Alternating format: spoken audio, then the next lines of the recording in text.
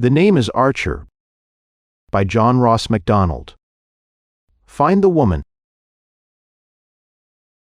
I sat in my brand new office with the odor of paint in my nostrils and waited for something to happen. I had been back on the boulevard for one day. This was the beginning of the second day. Below the window, flashing in the morning sun, the traffic raced and roared with a noise like battle. It made me nervous. It made me want to move. I was all dressed up in civilian clothes with no place to go and nobody to go with.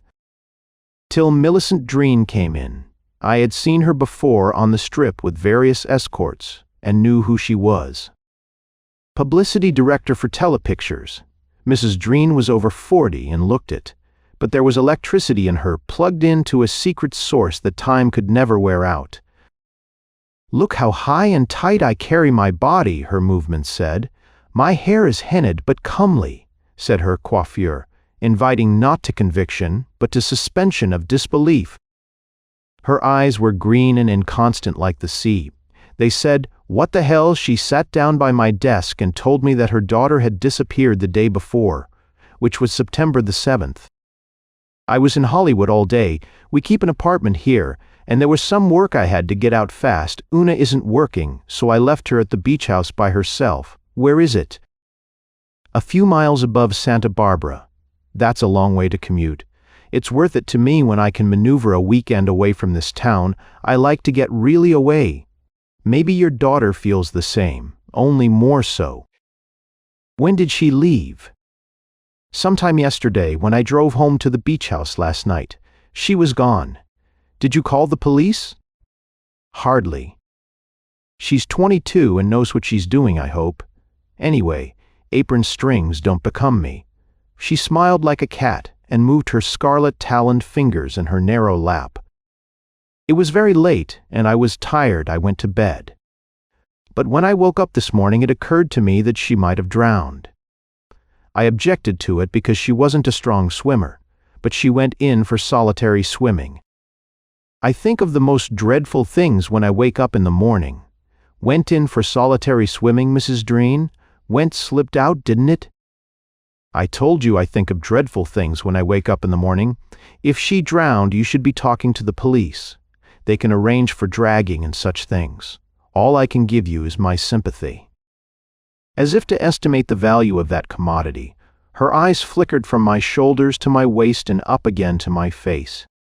Frankly, I don't know about the police. I do know about you, Mr. Archer. You just got out of the army, didn't you, last week? I failed to add that she was my first post-war client. And you don't belong to anybody, I've heard. You've never been boss, is that right? Not outright. You can take an option on a piece of me, though $100 would do for a starter. She nodded briskly. From a bright black bag she gave me 5 20s. Naturally, I am conscious of publicity bangles. My daughter retired a year ago when she married. 21 is a good age to retire. From pictures, maybe you are right, but she could want to go back if her marriage breaks up, and I have to look out for myself. It isn't true that here is no such thing as bad publicity. I don't know why Una went away. Is your daughter Una Sand? Of course, I assumed you knew.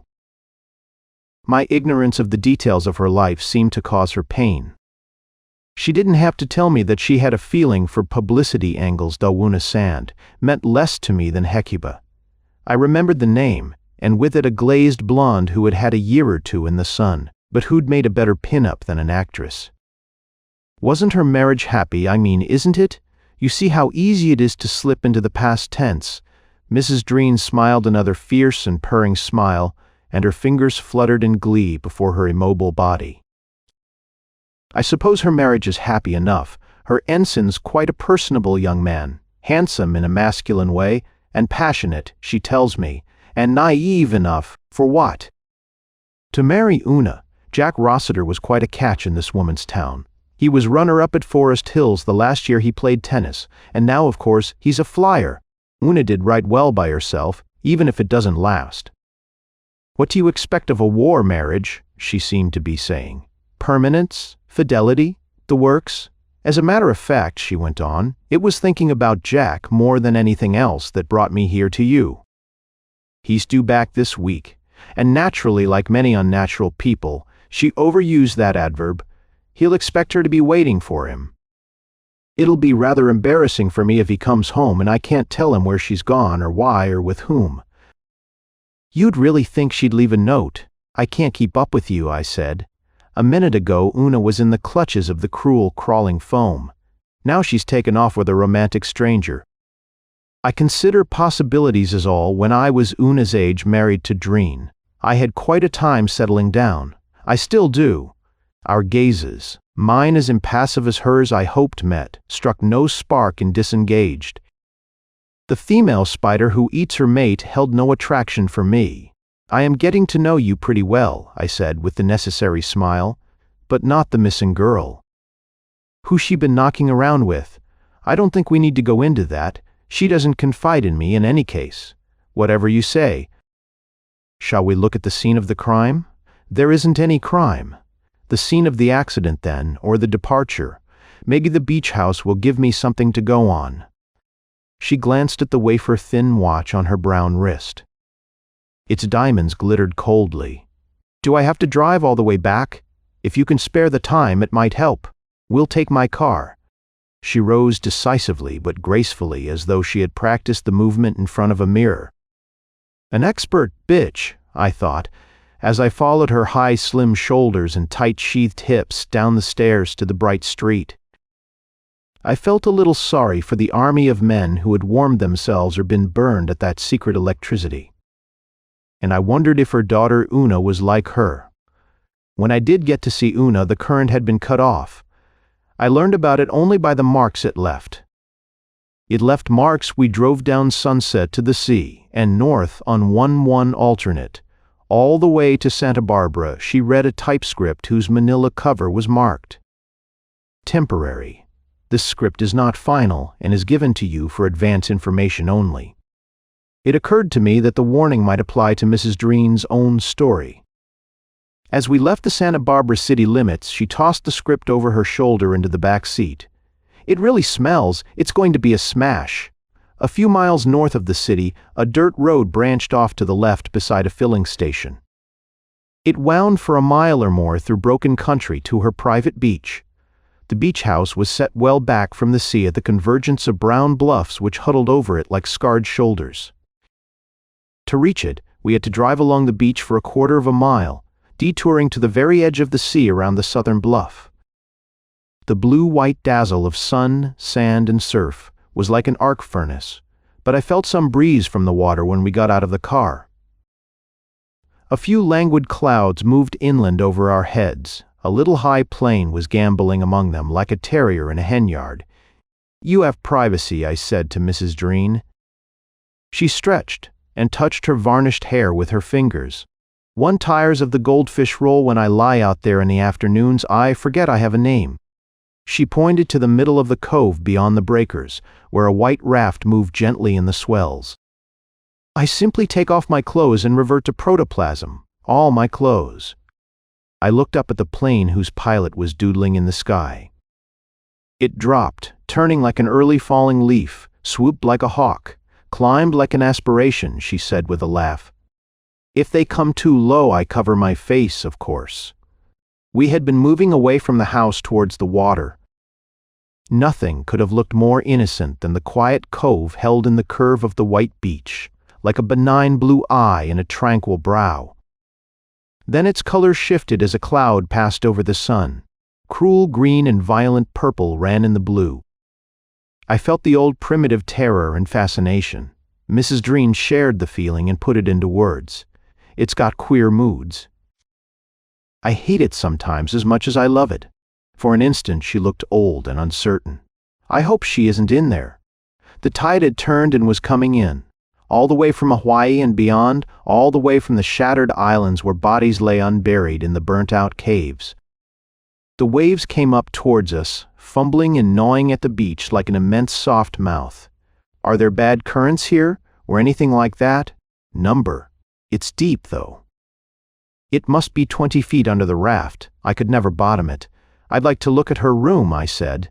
It might tell us where she went, and even with whom. You'd know what clothes were missing." She laughed a little apologetically as she opened the door. "I used to dress my daughter naturally. Not anymore. Besides, more than half of her things must be in the Hollywood apartment. I'll try to help you, though." It was good to step out of the vibrating brightness of the beach into shadowy stillness behind Venetian blinds. "I noticed that you unlocked the door," I said. "It's a big house with a lot of furniture in it, no servants. I occasionally have to knuckle under to producers, but I won't to my employees. They'll be easier to get along with soon now that the plane plants are shutting down." We went to Una's room, which was light and airy in both atmosphere and furnishings, but it showed the lack of servants. Stockings, shoes, underwear, dresses, bathing suits, lipstick-smeared tissue littered the chairs and the floor. The bed was unmade. The framed photograph on the night table was obscured by 2 empty glasses, which smelt of highball, and flanked by overflowing ashtrays. I moved the glasses and looked at the young man with the wings on his chest. Naïve, handsome, passionate were words which suited the strong, blunt nose, the full lips and square jaw, the wide, proud eyes. For Mrs. Dreen he would have made a single healthy meal, and I wondered again if her daughter was a carnivore. At least the photograph of Jack Rossiter was the only sign of a man in her room. The 2 glasses could easily have been from separate nights. Or separate weeks, to judge by the condition of the room. Not that it wasn't an attractive room. It was like a pretty girl in disarray. But disarray. We examined the room, the closet, the bathroom, and found nothing of importance, either positive or negative. When we had waded through the brilliant and muddled wardrobe which Una had shed, I turned to Mrs. Dreen. "I guess I'll have to go back to Hollywood. It would help me if you'd come along. It would help me more if you'd tell me who your daughter knew, or rather, who she liked. I suppose she knew everybody. Remember, you suggested yourself that T here is a man in this. I take it you haven't found anything. One thing I am pretty sure of, she didn't intentionally go away for long. Her toilet articles and pills are still in her bathroom. She's got quite a collection of pills." Yes, Una's always been a hypochondriac. Also, she left Jack's picture. She only had the one because she liked it best. "That isn't so conclusive," I said. "I don't suppose you'd know whether here is a bathing suit missing. I really couldn't say. She had so many, she was at her best in them. Still was, I guess so, as a working hypothesis. Unless you can find me evidence to the contrary. You didn't like your daughter much, did you? Number? I didn't like her father, and she was prettier than I, but not so intelligent." "Not as bitchy, you mean. She was bitchy enough, but I am still worried about Jack. He loved her, even if I didn't." The telephone in the hall took the cue and began to ring. "This is Millicent Dreen," she said into it. "Yes, you may read it to me." A pause. "Kill the fatted calf, ice the champagne, turn down the sheets and break out the black silk nightie. Am coming home tomorrow, is that right?" Then she said, "Hold it a minute. I wish to send an answer to Ensign Jack Rossiter, Wisesquam, Fife 173, Naval Air Station, Alameda. Is that Ensign Rossiter's correct address?" The text is, "Dear Jack, join me at the Hollywood apartment. There is no one at the beach house, Millicent. Repeat it, please write. Thank you." She turned from the phone and collapsed in the nearest chair, not forgetting to arrange her legs symmetrically. "So Jack is coming home tomorrow," I said. "All I had before was no evidence. Now I have no evidence, and until tomorrow." She leaned forward to look at me. "I've been wondering how far can I trust you?" "Not so far, but I am not a blackmailer. I am not a mind reader either. And it's sort of hard to play tennis with the invisible man there. The invisible man has nothing to do with this. I called him when Una didn't come home just before I came to your office. 'All right,' I said. 'You are the one that wants to find Una. You'll get around to telling me. In the meantime, who else did you call?' 'Hilda Karp, Una's best friend, her only female friend. Where can I get hold of her?' 'She married Gray Karp, the agent. They live in Beverly Hills. Their house, set high on a plateau of rolling lawn, was huge and fashionably grotesque. Spanish Mission with a dash of paranoia. The room where I waited for Mrs. Carp was as big as a small barn and full of blue furniture. The bar had a brass rail.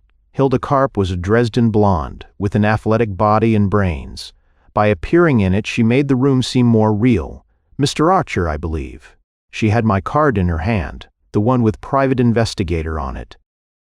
Una Sand disappeared yesterday. Her mother said you were her best friend. Millicent, Mrs. Dreen, called me early this morning, but, as I said then, I haven't seen Una for several days. Why would she go away? Hilda Carp sat down on the arm of the chair and looked thoughtful. I can't understand why her mother should be worried. She can take care of herself, and she's gone away before. I don't know why this time. I know her well enough to know that she's unpredictable. Why did she go away before? Why do girls leave home, Mr. Archer? She picked a queer time to leave home. Her husband's coming home tomorrow. That's right, she told me. He sent her a cable from Pearl. He's a nice boy. Did Una think so? She looked at me frigidly, as only a pale blonde can look, and said nothing. Look, I said. I am trying to do a job for Mrs. Dreen. My job is laying skeletons to rest, not teaching them the choreography of the dance macabre. Nicely put, she said. Actually, T here is no skeleton. Una has played around in a perfectly casual way, I mean, with 2 or 3 men in the last year, simultaneously, or one at a time. She's monandrous to that extent. The latest is Terry Neville. I thought he was married, in an interlocutory way only. For God's sake, don't bring my name into it. My husband's in business in this town. He seems to be prosperous, I said, looking more at her than at the house.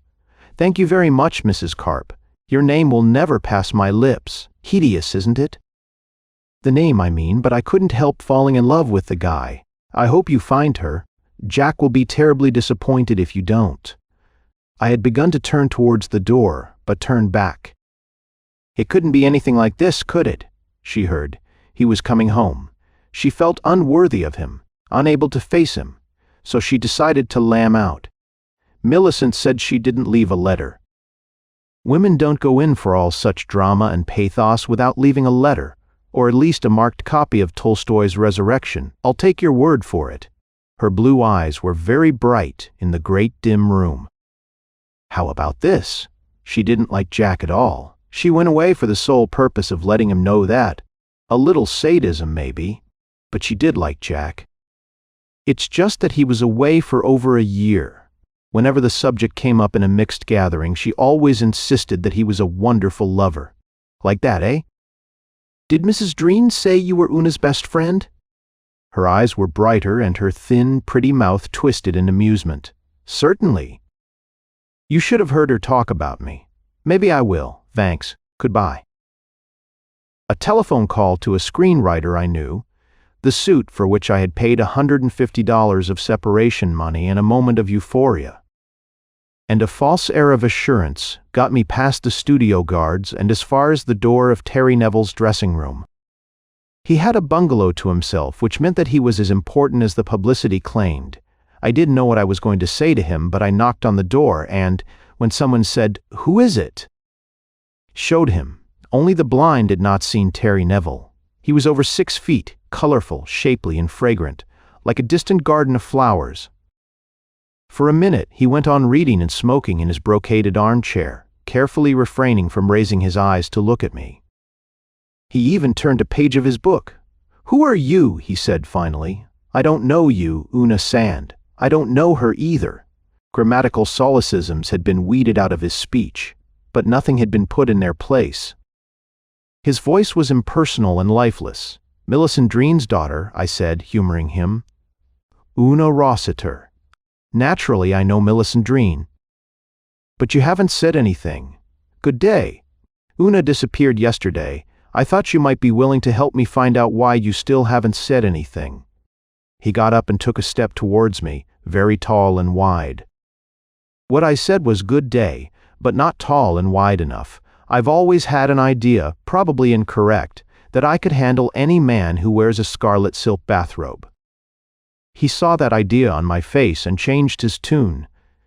"If you don't get out of here, my man, I'll call a guard. In the meantime, I'd straighten out that Marcel of yours. I might even be able to make a little trouble for you." I said that on the assumption that any man with his face and sexual opportunities would be on the brink of trouble most of the time. It worked. "What do you mean by saying that?" he said. A sudden pallor made his carefully plucked black eyebrows stand out starkly. "You could get into a very great deal of hot water by standing there talking like that. What happened to Una?"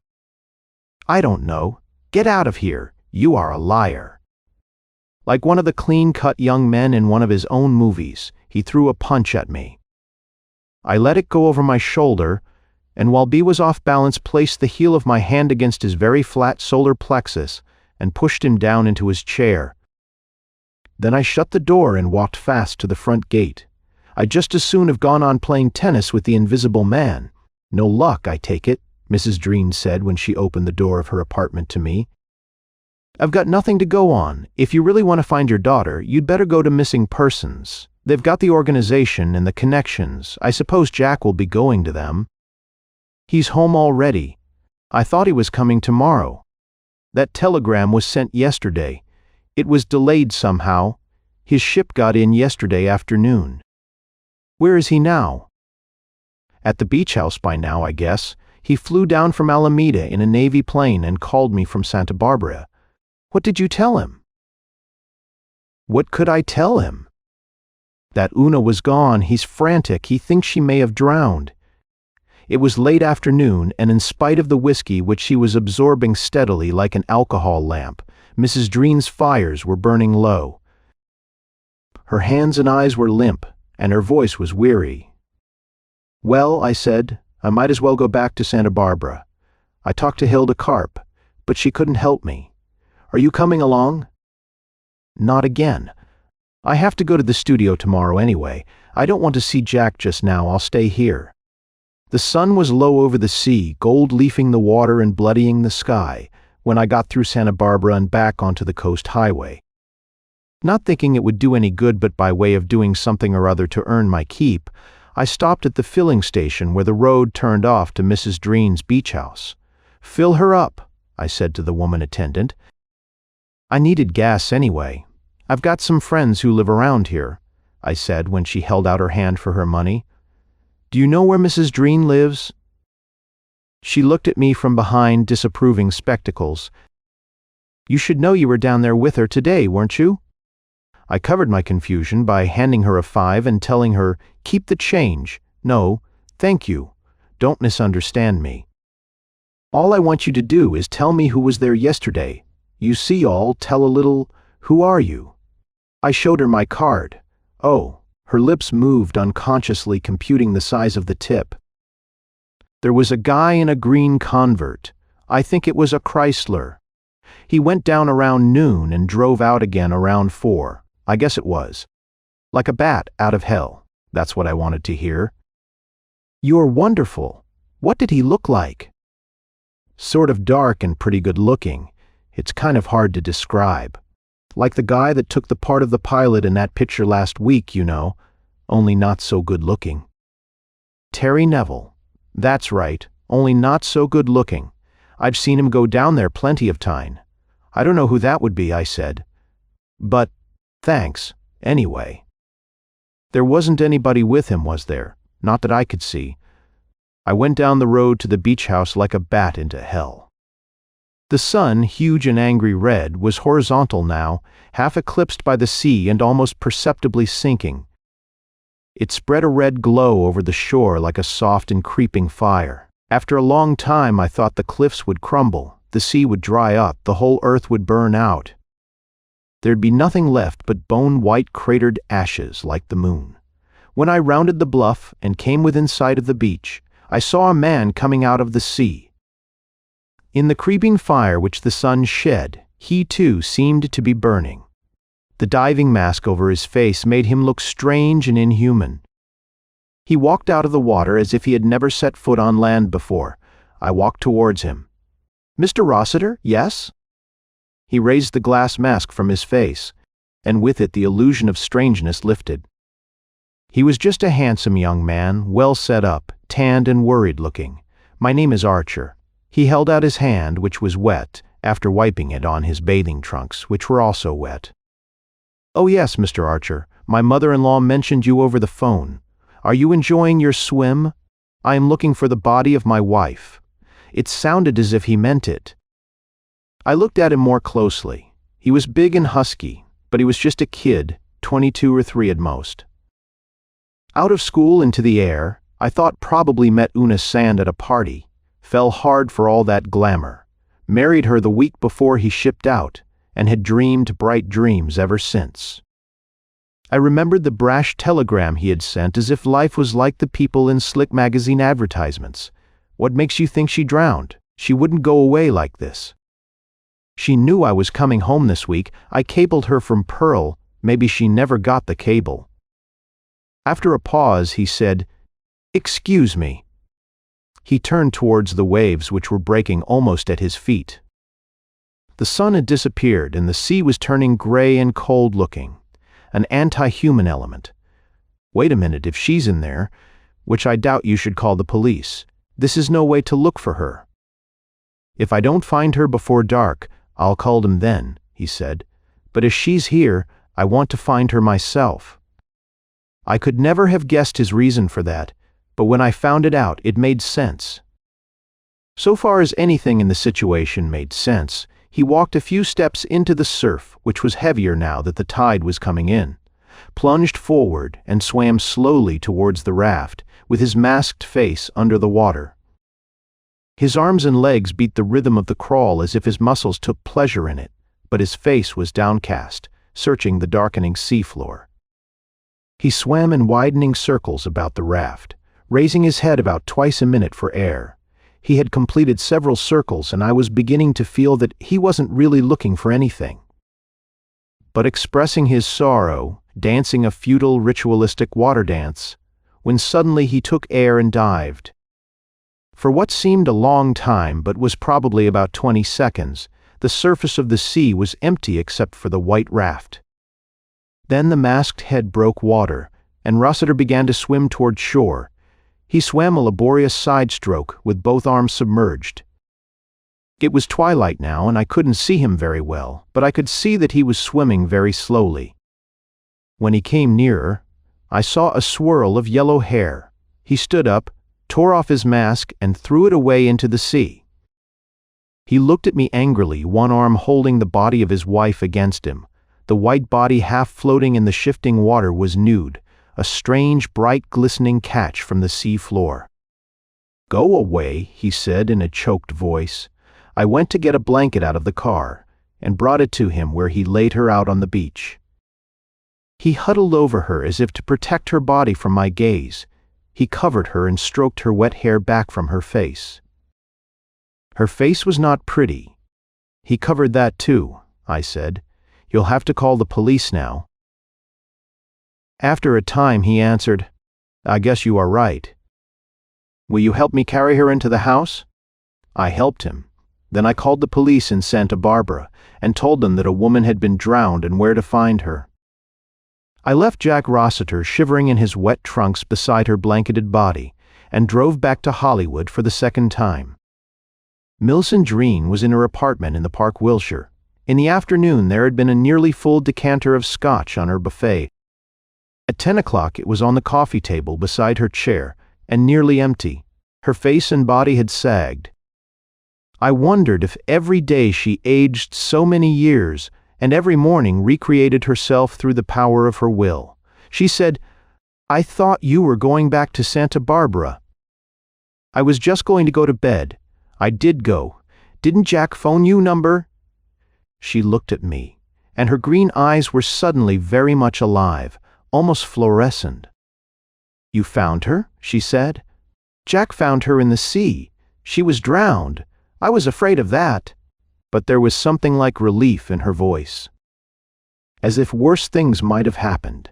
As if at least she had lost no weapons and gained no foes in the daily battle to hold her position in the world's most competitive city. "You hired me to find her," I said. "She's found, though I had nothing to do with finding her. And that's that. unless you want me to find out who drowned her."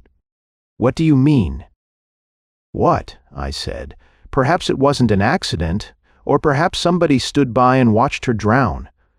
I had given her plenty of reason to be angry with me before, but for the first time that day she was angry. "I gave you $100 for doing nothing. Isn't that enough for you? Are you trying to drum up extra business?" I did one thing. I found out that Una wasn't by herself yesterday. Who was with her? She stood up and walked quickly back and forth across the rug. As she walked, her body was remolding itself into the forms of youth and vigor. She recreated herself before my eyes. "The Invisible Man," I said. "My tennis partner." Still she wouldn't speak the name. She was like the priestess of a cult whose tongue was forbidden to pronounce a secret word, but she said quickly and harshly, "If my daughter was killed, I want to know who did it. I don't care who it was. But if you are giving me a line, and if you make trouble for me, and nothing comes of it, I'll have you kicked out of Southern California. I could do that." Her eyes flashed, her breath came fast, and her sharp breast rose and fell with many of the appearances of genuine feeling. I liked her very much at that moment, so I went away, and instead of making trouble for her, I made trouble for myself. I found a booth in a drugstore on Wilshire and confirmed what I knew, that Terry Neville would have an unlisted number. I called a girl I knew who fed gossip to a movie columnist and found out that Neville lived in Beverly Hills, but spent most of his evenings around town. At this time of night, he was usually at Ronald's or Chasen's. A little later at Giro's, I went to Ronald's because it was nearer, and Terry Neville was there. He was sitting in a booth for two, in the long, low, smoke-filled room, eating smoked salmon and drinking stout. Across from him there was a sharp-faced, terrier-like man who looked like his business manager and was drinking milk.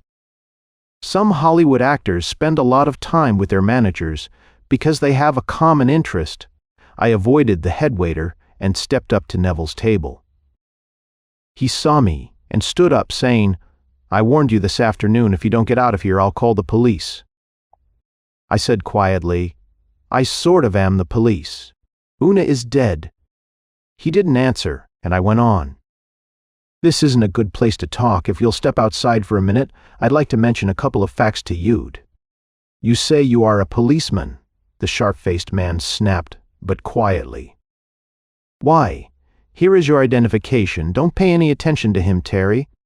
Terry didn't say anything. I said, "I am a private detective. I am investigating the death of Una Rossiter. Shall we step outside, gentlemen?" "We'll go out to the car," Terry Neville said tonelessly. "Come on, Ed," he added to the terrier-like man.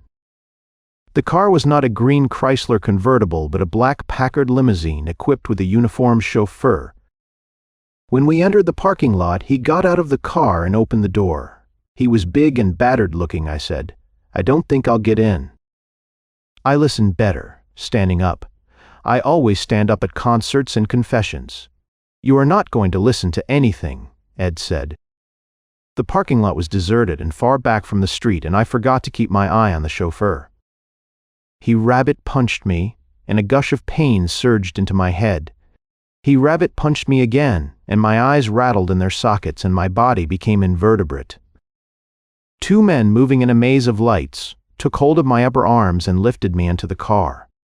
Unconsciousness was a big black limousine with a swiftly purring motor and the blinds down. Though it leaves the neck sore for days, the effect of a rabbit punch on the centers of consciousness is sudden and brief. In 2 or 3 minutes I came out of it, to the sound of Ed's voice saying, "We don't like hurting people and we aren't going to hurt you. But you've got to learn to understand, whatever your name is." "Satcher Massa," I said. "A bright boy," said Ed. "But a bright boy can be too bright for his own good. You got to learn to understand that you can't go around annoying people, especially very important people like Mr. Neville here." Terry Neville was sitting in the far corner of the back seat, looking worried. Ed was between us. The car was in motion, and I could see lights moving beyond the chauffeur's shoulders hunched over the wheel. The blinds were down over the back windows. "Mr. Neville should keep out of my cases," I said. "At the moment, you'd better let me out of this car, or I'll have you arrested for kidnapping." Ed laughed, but not cheerfully. You don't seem to realize what's happening to you. You are on your way to the police station where Mr. Neville and I are going to charge you with attempted blackmail. Mr. Neville is a very brave little man, I said. Inasmuch as he was seen leaving Una Sands' house shortly after she was killed, he was seen leaving in a great hurry, and a green convertible. My God, Ed, Terry Neville said, you are getting me in a frightful mess. You don't know what a frightful mess you are getting me in. His voice was high with a ragged edge of hysteria. For God's sake, you are not afraid of this bum, are you? Ed said in a terrier yap. You get out of here, Ed. This is a terrible thing and you don't know how to handle it. I've got to talk to this man. Get out of this car. He leaned forward to take the speaking tube, but Ed put a hand on his shoulder. Play it your way then, Terry. I still think I had the right play, but you spoiled it. Where are we going? I said. I suspected that we were headed for Beverly Hills where the police know who pays them their wages. Neville said into the speaking tube, turn down a side street and park, then take a walk around the block. That's better, I said when we had parked. Terry Neville looked frightened. Ed looked sulky and worried. For no good reason, I felt complacent. Spill it, I said to Terry Neville. Did you kill the girl? Or did she accidentally drown and you ran away so you wouldn't get mixed up in it? Or have you thought of a better one than that? I'll tell you the truth, he said. I didn't kill her. I didn't even know she was dead. But I was there yesterday afternoon. We were sunning ourselves on the raft when a plane came over. Flying very low, I went away because I didn't want to be seen there with her. You mean you weren't exactly sunning yourselves? Yes, that's right. This plane came over high at first. Then he circled back and came down very low. I thought maybe he recognized me and might be trying to take pictures or something. What kind of a plane was it? I don't know. A military plane, I guess a fighter plane. It was a single-seater painted blue. I don't know military planes. What did Una Sand do when you went away? I don't know. I swam to shore, put on some clothes and drove away. She stayed on the raft, I guess, but she was certainly all right when I left her. It would be a terrible thing for me if I was dragged into this thing, Mr. Archer. I'm terribly sorry if we hurt you, if I could make it right with you. He pulled out a wallet. His steady, pallid whine bored me. Even his sheaf of bills bored me. The situation bored me. I said, I have no interest in messing up your brilliant career, Mr. Neville. I'd like to mess up your brilliant pan sometime, but that can wait. Until I have some reason to believe that you haven't told me the truth, I'll keep what you said under my hat. In the meantime, I want to hear what the coroner has to say. They took me back to Ronald's, where my car was, and left me with many protestations of good fellowship. I said good night to them, rubbing the back of my neck with an exaggerated gesture. Certain other gestures occurred to me. When I got back to Santa Barbara, the coroner was working over Una. He said that there were no marks of violence on her body, and very little water in her lungs and stomach, but this condition was characteristic of about 1 drowning in 10. I hadn't known that before, so I asked him to put it into $64 words. He was glad to. Sudden inhalation of water may result in a severe reflex spasm of the larynx, followed swiftly by asphyxia. Such a laryngeal spasm is more likely to occur if the victim's face is upward, allowing water to rush into the nostrils, and would be likely to be facilitated by emotional or nervous shock. It may have happened like that, or it may not, Hell, I said. She may not even be dead. He gave me a sour look. 36 hours ago she wasn't. I figured it out as I got in my car. Una couldn't have drowned much later than 4 o'clock in the afternoon on September the 7th. It was 3 in the morning when I checked in at the Barbara Hotel. I got up at 7, had breakfast in a restaurant, and went to the beach house to talk to Jack Rossiter. It was only about 8 o'clock when I got there, but Rossiter was sitting on the beach in a canvas chair watching the sea. You again? He said when he saw me. I'd think you'd have had enough of the sea for a while. How long were you out? A year. He seemed unwilling to talk. I hate bothering people, I said, but my business is always making a nuisance out of me. Evidently. What exactly is your business? I am currently working for your mother-in-law. I am still trying to find out what happened to her daughter. Are you trying to needle me?" He put his hands on the arms of the chair as if to get up. For a moment his knuckles were white, then he relaxed. "You saw what happened, didn't you?" "Yes. But do you mind my asking what time your ship got into San Francisco on September the 7th? Number 4 o'clock. 4 o'clock in the afternoon. I suppose that could be checked." He didn't answer. There was a newspaper on the sand beside his chair and he leaned over and handed it to me. It was the late-night final of a San Francisco newspaper for the 7th. "Turn to page 4, he said. I turned to page 4 and found an article describing the arrival of the USS Guam at the Golden Gate at 4 o'clock in the afternoon. A contingent of waves had greeted the returning heroes, and a band had played California. "Here I come. If you want to see Mrs. Dreen, she's in the house," Jack Rossiter said. "But it looks to me as if your job is finished, thanks," I said. "And if I don't see you again, goodbye." "Are you leaving?" "A friend is coming out from Santa Barbara to pick me up in a few minutes. I am flying up to Alameda with him to see about getting leave. I just had a 48, and I've got to be here for the inquest tomorrow and the funeral." His voice was hard. His whole personality had hardened overnight. The evening before, his nature had been wide open. Now it was closed and invulnerable. "Goodbye," I said, and plodded through the soft sand to the house. On the way, I thought of something and walked faster. When I knocked, Mrs. Dreen came to the door, holding a cup of coffee, not very steadily. She was wearing a heavy wool dressing robe with a silk rope around the waist and a silk cap on her head. Her eyes were bleary. "Hello," she said. "I came back last night after all. I couldn't work today anyway, and I didn't think Jack should be by himself. He seems to be doing all right. I'm glad you think so. Will you come in?" I stepped inside. "You said last night that you wanted to know who killed Una, no matter who it was. Well, does that still go?" "Yes. Why? Did you find out something?" "Not exactly. I thought of something, that's all. The coroner believes it was an accident. I talked to him on the phone this morning."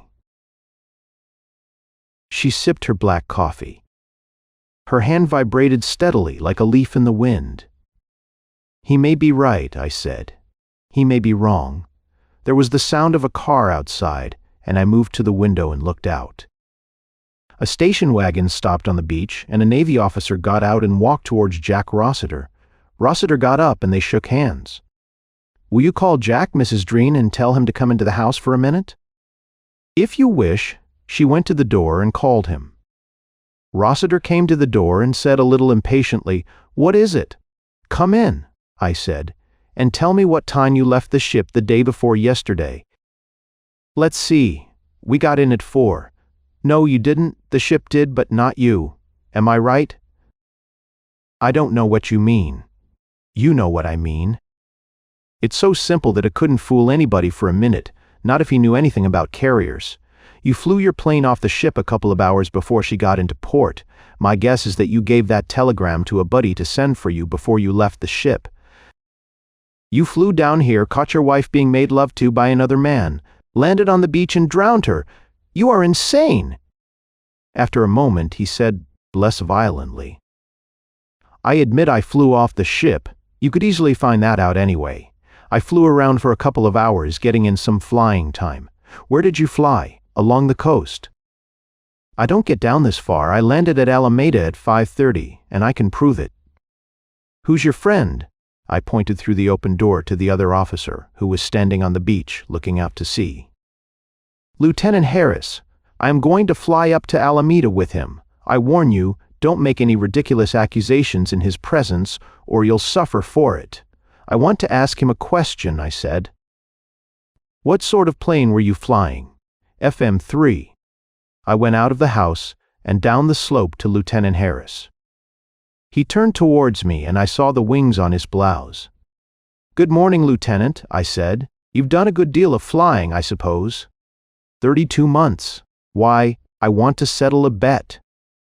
Could a plane land on this beach and take off again? I think maybe a Piper Cub could. I'd try it anyway. Does that settle the bet? It was a fighter I had in mind. An FM-3, not an FM-3, he said. Not possibly, it might just conceivably be able to land, but it'd never get off again. Not enough room and very poor surface. Ask Jack, he'll tell you the same. I went back to the house and said to Jack, I was wrong. I am sorry, as you said. I guess I am all washed up with this case. Goodbye, Millicent, Jack said, and kissed her cheek. If I am not back tonight, I'll be back first thing in the morning. Keep a stiff upper lip. You do too, Jack. He went away without looking at me again, so the case was ending as it had begun, with me and Mrs. Dreen alone in a room, wondering what had happened to her daughter. You shouldn't have said what you did to him, she said. He's had enough to bear. My mind was working very fast. I wondered whether it was producing anything. I suppose Lieutenant Harris knows what he's talking about. He says a fighter couldn't land and take off from this beach. Here is no other place around here. He could have landed without being seen. So he didn't land, but I still don't believe that he wasn't here. No young husband flying along the coast within range of the house where his wife was. Well, he'd fly low and dip his wings to her, wouldn't he? Terry Neville saw the plane come down. Terry Neville. I talked to him last night. He was with Una before she died. The two of them were out on the raft together when Jack's plane came down. Jack saw them, and saw what they were doing. They saw him. Terry Neville went away. Then what? You were making this up, Mrs. Dreen said, but her green eyes were intent on my face. I'm making it up, of course. I wasn't here after Terry Neville ran away. There was no one here but Una and Jack in a plane circling over her head. I'm trying to figure out why Una died. I have to make it up, but I think she died of fright. I think Jack dived at her and forced her into the water. I think he kept on diving at her until she was gone. Then he flew back to Alameda and chalked up his flying time. Fantasy, she said, and very ugly. I don't believe it. You should. You got that cable, haven't you? I don't know what you are talking about. And Jack sent Una a cable from Pearl, telling her what day he was arriving. Una mentioned it to Hilda Karp. Hilda Karp mentioned it to me. It's funny you didn't say anything about it. I didn't know about it, Millicent Dreen said. Her eyes were blank. I went on, paying no attention to her denial. My guess is that the cable said not only that Jack's ship was coming in on the 7th, but that he'd fly over the beach house that afternoon. Fortunately, I don't have to depend on guesswork. The cable will be on file at Western Union, and the police will be able to look at it. I am going into town now, wait, she said. Don't go to the police about it. You'll only get Jack in trouble.